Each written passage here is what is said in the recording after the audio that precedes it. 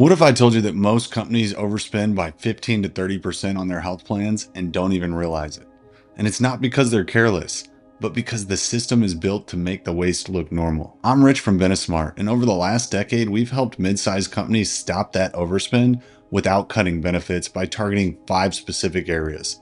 In this video, I'm going to walk you through the 5 pillars of cost containment. These are the areas where your dollars are leaking, and I'm going to show you the exact levers you can pull to get them back. Let's get after it. Pillar number 1, your medical claims. This is your biggest spend bucket and usually your least managed. Most employers are still using legacy PPO networks, which means that they're paying hospital rates that can be anywhere from 200 to 500% of Medicare prices. Same service, different zip code, and a wildly different price tag. For example, I've recently seen an MRI cost $450 at one facility and over $2,000 at another facility just a few miles away. And unless someone's watching, you're paying the $2,000 every time.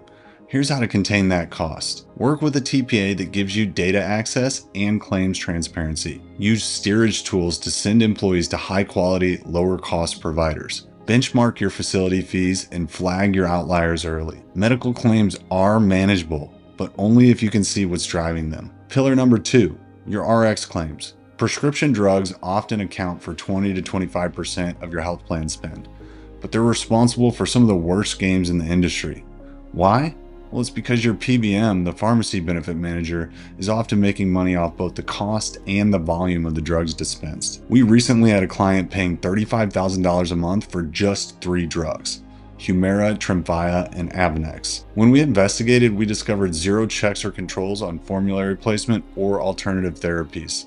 And we found these drugs at a net cost of less than $5,000 a month. Here's how to contain this cost. Carve out your PBM instead of using a bundled solution. Use a transparent PBM that shows you how they get paid, or a pass-through PBM that shares 100% of your rebates. Audit your top 25 drugs and challenge any outliers. This is one of the fastest ways to stop your silent profit drains without touching your benefits. Pillar number 3, your stop-loss insurance. Most employers see stop-loss as a safety net, but if you're not reading the fine print, it might be more like a trapdoor.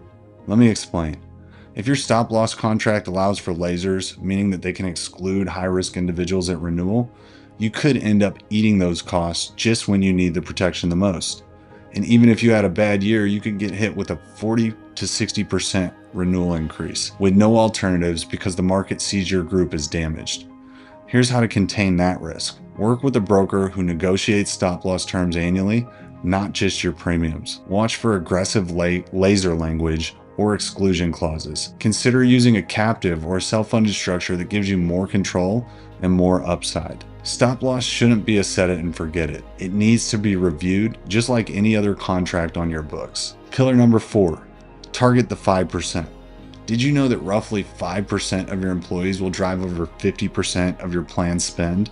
And if you don't have a strategy to manage these members, your plan's likely going to bleed out fast. It's not about restricting their care. It's about anticipating high-cost claims before they hit. Here's how to contain that cost. Use a data analytics platform to identify high-risk members early. Implement a nurse navigation or care management support to guide them through their care. And then layer in direct primary care, second opinions, or virtual specialty consults to avoid unnecessary procedures. Your health plan should have a risk management strategy, not just a renewal strategy. And pillar number 5, this is the one that most employers overlook: vendor incentives.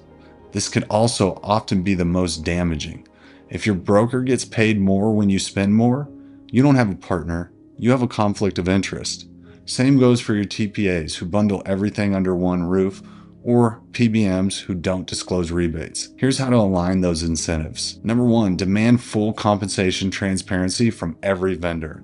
Get a good look under the hood and see how these vendors are getting paid. Use scorecards to track your vendor performance against your goals. And then restructure contracts so that your partners get paid when you save, not when you spend. You wouldn't accept a commission-based CFO, so why accept a commission-based consultant managing your second largest expense? These 5 pillars, they're not theoretical, they're tactical, and they're exactly how we've helped mid-sized companies contain costs without gutting their benefits or increasing deductibles. This isn't about being self-funded just to be different. It's about building a plan that works for you and your business, not the broker, not the carrier, not the supply chain. If you want to apply this to your plan, we bundled two of our most effective tools into a free download. You can get our mid-year review checklist and our vendor evaluation scorecards. These are the same tools that we use to identify savings opportunities in our client plans. Use them to assess where you're at, and if you want a second set of eyes, book a call with our team. I'm Rich from Benesmart. We build smarter benefit strategies for employers ready to stop playing defense and start playing to win.